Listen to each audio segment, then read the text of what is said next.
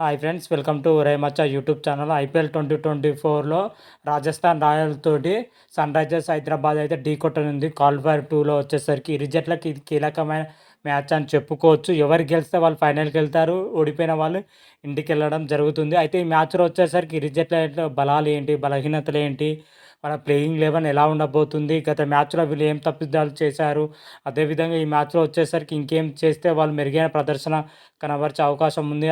అన్నిటి గురించి పూర్తి డీటెయిల్స్ తెలుసుకునే ముందు మా ఛానల్ సబ్స్క్రైబ్ చేసుకోండి. పక్కన ఉన్న బెల్ ఐకాన్ మాత్రమైతే క్లిక్ చేసి పెట్టుకోండి. ఫర్దర్గా మేము వీడియోలు అప్లోడ్ చేసినా మీకు నోటిఫికేషన్ వస్తుంది.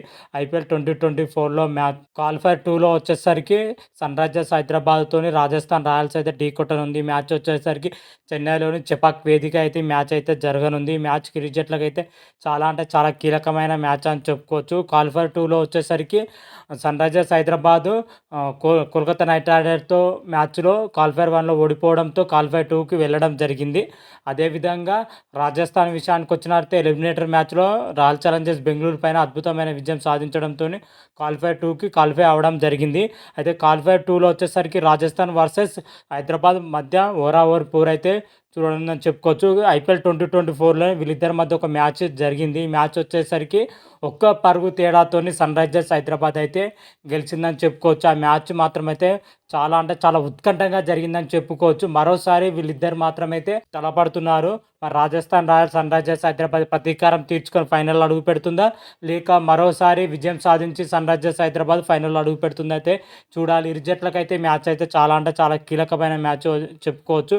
మరి ఇరు జట్ల యొక్క వాళ్ళ బలాలు ఏంటి, బలహీనతలు ఏంటి, ప్లేయింగ్ లెవెన్ ఎలా ఉండబోతుందో అయితే ఒకసారి చూస్తాం. ముందుగా రాజస్థాన్ రాయల్ విషయానికి వచ్చినట్లయితే రాజస్థాన్ రాయల్స్ ఆర్సీబీతో జరిగిన మ్యాచ్లో 4 వికెట్ల తేడాతో అద్భుతమైన విజయం సాధించి క్వాలిఫైర్ 2కి అయితే క్వాలిఫై అవ్వడం జరిగింది. ఈ మ్యాచ్లో వచ్చేసరికి రియాన్ పరాగ్, ఇట్మార్, యశస్వి జైస్వాల్ బ్యాటింగ్లో మాత్రం అయితే అద్భుతంగా రాణించడం జరిగింది. అదేవిధంగా బౌలింగ్ పొజిషన్లో వచ్చేసరికి ట్రెంట్ బోల్ట్, అశ్విన్, ఆవేష్ ఖాన్లు అయితే విజృంభించడం చెప్పుకోవచ్చు. రాయల్ ఛాలెంజర్స్ బెంగళూరుతో జరిగిన మ్యాచ్లో రాజస్థాన్ మాత్రం అయితే అటు బ్యాటింగ్లో, ఇటు బౌలింగ్లో, ఫీల్డింగ్లో అన్ని విభాగాలు సమిష్టిగా రాణించడంతోనే ఆ మ్యాచ్లో విజయం సాధించింది. మరోసారి అదే పటిమను సన్ రైజర్స్ హైదరాబాద్తో జరిగే మ్యాచ్లో మరోసారి అంతే పటిష్టంగా రాణిస్తే మాత్రమైతే మన రాజస్థాన్ రాయల్స్ అయితే ఈజీగా విజయం సాధించే అవకాశాలు అయితే ఎక్కువగానే ఉంటాయి. రాజస్థాన్ రాయల్స్ సన్ రైజర్స్ హైదరాబాద్తో జరిగే మ్యాచ్లో గెలవాలి అంటే ఈ ప్లేయర్ తప్పకుండా రాణించాలి, లేకపోతే ఓడిపోయే అవకాశాలు అయితే కనిపిస్తున్నాయి. గత మ్యాచ్లో చూసుకుంటే సంజు శాంసన్ నిరాశపరచడం జరిగింది. అదేవిధంగా ధ్రువ్ జురేల్ కూడా బ్యాటింగ్ పొజిషన్లో నిరాశపరిచారు. వీళ్ళిద్దరూ బ్యాటింగ్ పొజిషన్లో మెరుగైన ప్రదర్శన చేస్తే రాజస్థాన్ రాయల్కి అయితే తిరుగుండని చెప్పుకోవచ్చు. ఇదే చిన్న బలహీనత అయితే ఉందని చెప్పుకోవచ్చు రాజస్థాన్ రాయల్కు. ముఖ్యంగా బ్యాటింగ్ పొజిషన్లో యశస్వి జైస్వాల్ కానీ, టామ్ క్లారెన్ కానీ, సంజు శాంసన్, రియాన్ పరాగ్, రోవెన్ పావెల్ వంటి బ్యాటర్స్ మాత్రమైతే అద్భుతంగా రాణిస్తే బ్యాటింగ్ పొజిషన్లో రాజస్థాన్ రాయల్స్ అయితే తిరిగి ఉండదు. అదేవిధంగా బౌలింగ్ పొజిషన్లో సూపర్గా ఉందని చెప్పుకోవచ్చు. బౌలింగ్ పొజిషన్లో ఏమాత్రం లోటు లేదు. ట్రెంట్ బోల్ట్ కానీ, ఆవేష్ ఖాన్ కానీ, సందీప్ శర్మ కానీ, యజ్వేంద్ర చహల్ కానీ, అదేవిధంగా రవిచంద్రన్ అశ్విన్ బౌలింగ్లో మాత్రం అయితే చాలా పటిష్టంగా ఆడుతుంది రాజస్థాన్ రాయల్స్ మాత్రమైతే. మరి అటు బ్యాటింగ్లో కానీ, ఇటు బౌలింగ్లో కానీ 2 విభాగాల్లో రాజస్థాన్ రాయల్స్ మరోసారి రాణిస్తే మాత్రం అయితే ఈజీగా గెలిచి ఫైనల్లో అడుగు పెడుతుంది. మరి సన్ రైజర్స్ హైదరాబాద్తో జరిగే మ్యాచ్లో రాజస్థాన్ యొక్క ప్లేయింగ్ లెవెన్ మాత్రమైతే ఈ విధంగానే ఉండబోతుంది. యశస్వి జైస్వాల్, టామ్ క్లారెన్, Sanju Samson, Riyan Parag, Dhruv Jurel, Rovman Powell, Ravichandran Ashwin, Trent Boult, Avesh Khan, Sandeep Sharma, Yuzvendra Chahal, ఇట్మార్తో కూడిన ప్లేయింగ్ లెవెన్ అయితే ఉండబోతుంది. ప్లేయింగ్ లెవెన్ చూసుకుంటే బ్యాటింగ్ పొజిషన్, బౌలింగ్ పొజిషన్ చాలా స్ట్రాంగ్గా కనిపిస్తుందని చెప్పుకోవచ్చు. అదేవిధంగా సన్ రైజర్స్ హైదరాబాద్ విషయానికి వచ్చినట్లయితే సన్ రైజర్స్ హైదరాబాద్ క్వాలిఫైర్ 1లో కోల్కతా నైట్ రైడర్స్ చేతిలో చిత్తుగా ఓడిందని చెప్పుకోవచ్చు. ఆ మ్యాచ్లో వచ్చేసరికి అటు బ్యాటింగ్లో కానీ, ఇటు బౌలింగ్లో కానీ పూర్తిగా నిరాశపరిచింది సన్ రైజర్స్ హైదరాబాద్ జట్టు మాత్రమైతే. వచ్చేసరికి రాజస్థాన్తో మ్యాచ్లో గెలవాలి అంటే అటు బ్యాటింగ్ పొజిషన్లో, బౌలింగ్ పొజిషన్ తప్పకుండా రాణించాలి.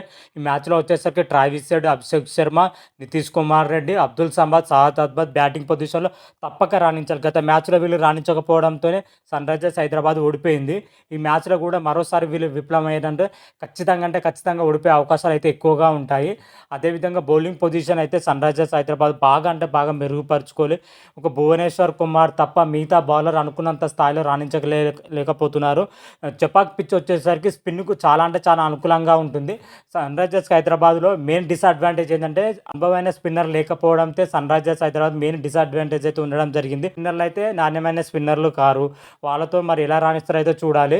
భువనేశ్వర్ కుమార్‌తో పాటు ప్యాట్ కమిన్స్, శ్రీ నటరాజన్ వంటి బౌలర్స్ మాత్రం అయితే తప్పకుండా రాణించాలి. లేకపోతే మాత్రమైతే ఎస్ఆర్హెచ్ ఖచ్చితంగా ఓడిపోతుంది. అటు బ్యాటింగ్ పొజిషన్, బౌలింగ్ పొజిషన్ 2 విభాగాల్లో రాణిస్తేనే రాజస్థాన్ పైన గెలుపు అవకాశాలైతే ఉంటాయి.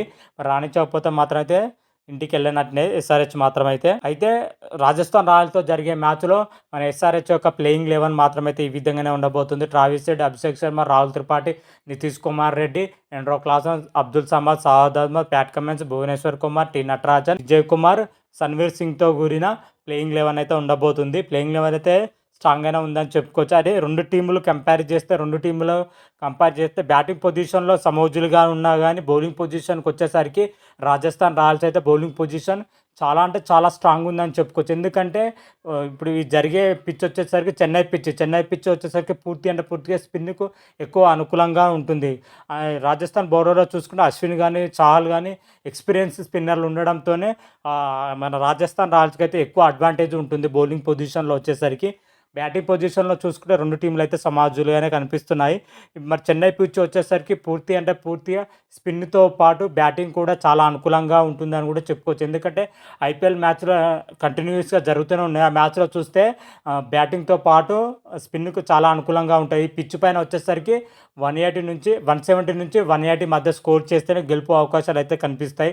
అంతకంటే తక్కువ స్కోర్ చేస్తే మాత్రం అయితే ఖచ్చితంగా ఓడిపోయే అవకాశం అయితే ఉంది. చెపాక్ పిచ్ రిపోర్ట్‌లను బట్టి చూస్తే. అయితే నా ప్రిడిక్షన్ ప్రకారం ఈ మ్యాచ్‌లో వచ్చేసరికి సన్‌రైజర్స్ హైదరాబాద్ పైన మా రాజస్థాన్ రాయల్స్ అద్భుతమైన విజయం సాధిస్తుందని అయితే నా ప్రిడిక్షన్ ప్రకారం అయితే చెప్తున్నాను. మీ ప్రిడిక్షన్ ఎలా ఉంది? ఏ విధంగా ఉంది? అనేది అయితే కామెంట్ రూపంలో తెలపండి. అంతవరకు మీకు ఈ వీడియో గాని నచ్చినట్టయితే లైక్ చేయండి, షేర్ చేయండి. మరిన్ని వీడియోల కోసం మా ఛానల్ సబ్స్క్రైబ్ చేసుకోండి. పక్కన ఉన్న బెల్ ఐకాన్ మాత్రమైతే క్లిక్ చేసి పెట్టుకోండి. ఫర్దర్‌గా మీ వీడియోలో అప్లోడ్ చేసినప్పుడు మీకు నోటిఫికేషన్ వస్తుంది. హర హర మహాదేవ్ శంభో శంకర. Thank you.